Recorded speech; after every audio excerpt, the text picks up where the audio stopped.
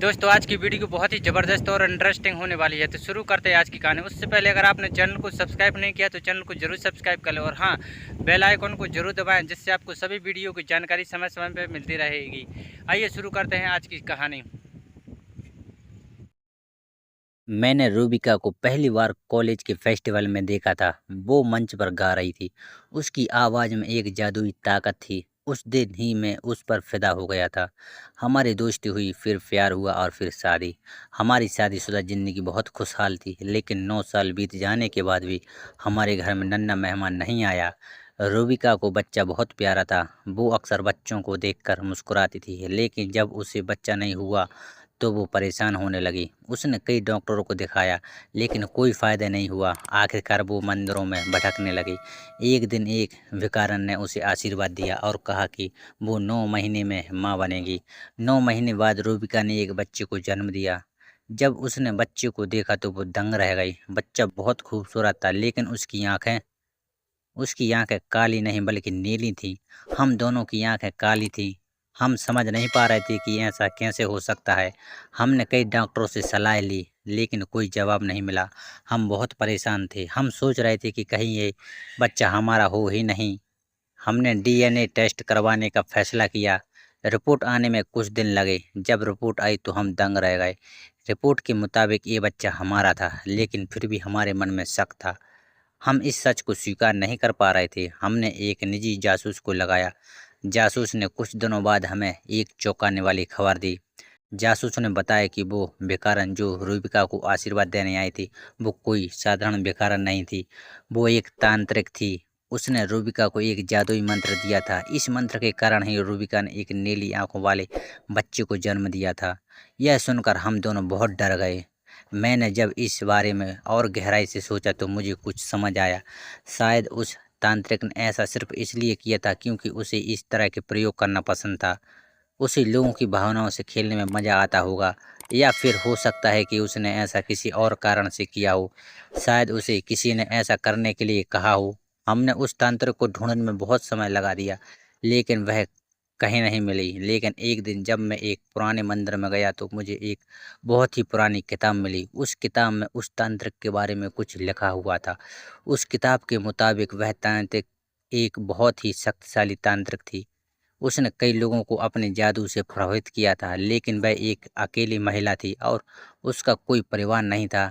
शायद इसलिए उसने इस तरह के प्रयोग किए होंगे। किताब में यह भी लिखा था कि उस तांत्रिक ने एक रहस्यमयी संप्रदाय का गठन किया था। इस संप्रदाय के लोग तांत्रिक शक्तियों का उपयोग करके लोगों को नुकसान पहुंचाते थे। हो सकता है कि उस तांत्रिक ने मुझे और मेरी बच्ची को इस संप्रदाय में शामिल करने की कोशिश की हो। कुछ अजीब तो ज़रूर हुआ रहा था। मेरा बच्चा धीरे-धीरे बड़ा हो रहा था, लेकिन उसकी नीली आँखें हमेशा मुझे परेशान करती रहती थी। वो कभी-कभी ऐसी-ऐसी बातें करता था जो एक बच्चे के लिए बिल्कुल भी सामान्य नहीं थी। जैसे कि वो अक्सर अंधेरे से डरता नहीं था, बल्कि उस अंधेरा बहुत पसंद था। वो अक्सर रात के समय खिड़की के पास जाकर तारों को देखता था और कुछ अजीब-सी बातें बड़बड़ाता रहता था। एक रात जब मैं सो रहा था तो मुझे नींद में एक आवाज़ सुनाई दी। यह आवाज़ मेरे बच्चे की थी। वो रो रहा था। मैंने जाकर देखा तो वो अपने कमरे में नहीं था। मैं बहुत घबरा गया और मैंने पूरे घर में उसे ढूंढना शुरू कर दिया। आखिरकार मैंने उसे घर के पीछे के बगीचे में एक पेड़ के नीचे बैठा हुआ पाया। वो पेड़ के साथ बात कर रहा था। जब मैंने उसे आवाज़ दी तो वो मुझसे बोला, पिताजी मैं इन पेड़ों को समझा सकता हूँ। वे मुझसे बात करते हैं। मैं बहुत डर गया था। मुझे लगा कि मेरे बच्चे के साथ कुछ तो बहुत गड़बड़ है। मैंने एक मनोचिकित्सक से सलाह ली, लेकिन वह भी कुछ नहीं समझ पाया। मैंने एक पुराने तांत्रिक को भी दिखाया, लेकिन उसने मुझे चेतावनी दी कि मेरा बच्चा बहुत खतरनाक हो सकता है।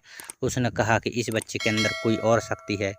मेरे मन ही मन यह सोचने लगा था कि शायद मेरा बच्चा किसी और दुनिया से आया हो। उसकी नीली आंखें, पेड़ों से बातें करना, ये सब कुछ इतना अजीब था। मुझे डर लग रहा था कि कहीं वह इस दुनिया में अकेला ना हो।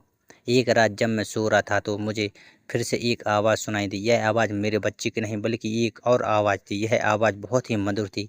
यह आवाज़ मुझे कह रही थी कि डरो मत, मैं तुम्हारे बच्चे को कोई नुकसान नहीं पहुंचाऊंगा। मैं सिर्फ उसकी मदद करना चाहता हूँ। मैं बहुत डर गया था। मैंने अपनी आंखें खोली, लेकिन मुझे कुछ दिखाई नहीं दिया। मुझे लगा कि मैं पागल हो रहा हूँ। लेकिन अगले दिन मुझे अपने बच्चे के कमरे में एक चमकदार पत्थर मिला।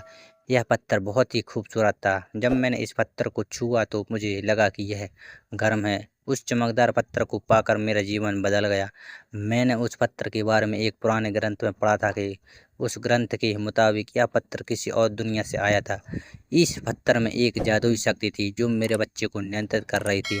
मैंने उस आवाज़ को फिर से बुलाया और उससे मेरे बच्चे को छोड़ने के लिए कहा। उसने मुझे बताया कि वह मेरे बच्चे को कोई नुकसान नहीं पहुंचाना चाहता है, वह सिर्फ उसे एक दोस्त बनाना चाहता था। उसने मुझे यह भी बताया कि मेरा बच्चा बहुत ही खास है और उसके पास एक बहुत बड़ी शक्ति है। मैंने उस आवाज़ पर विश्वास किया और मैंने अपने बच्चे को उस पत्थर के साथ रहने दिया। धीरे धीरे मेरे बच्चे में बहुत सारे बदलाव आने लगे। वो और भी बुद्धिमान हो गया था। वो अब पेड़ों से नहीं बल्कि जानवरों से भी बातें करने लगा था। एक दिन मेरा बच्चा मुझे लेकर एक गुफा में गया। उस गुफा में एक बहुत ही खूबसूरत जगह थी। वहाँ पर कई तरह के जीव जंतु रहते थे। मेरे बच्चे ने मुझे बताया कि यह जगह उसका घर है। उसने मुझे बताया कि वह इस दुनिया में आया था ताकि वह इन जीव जंतुओं की मदद कर सके। मैंने अपने बच्चों को समझाया कि उसे इस दुनिया में रहना है और इन जीव जंतुओं की मदद करनी है। मेरे बच्चे ने मेरी बात मान ली और वह इस दुनिया में रहने लगा। हम दोनों बहुत खुश थे। मुझे अपने बच्चे पर गर्व था। उसने मुझे सिखाया कि दुनिया में सिर्फ इंसान ही नहीं बल्कि और भी कई जीव जंतु हैं जो हमारे साथ इस धरती को बांटते हैं। हमें उनके साथ मिलकर रहना चाहिए। तो दोस्तों, यह थी आज की कहानी। अगर आपको मेरी कहानी पसंद आई है तो कृपया मेरे चैनल को सब्सक्राइब करें और घंटी दबाकर सभी नोटिफिकेशन चालू कर लें ताकि आपको अगले वीडियो की सूचना सबसे पहले मिल सके। आपके प्यार और सपोर्ट के लिए धन्यवाद।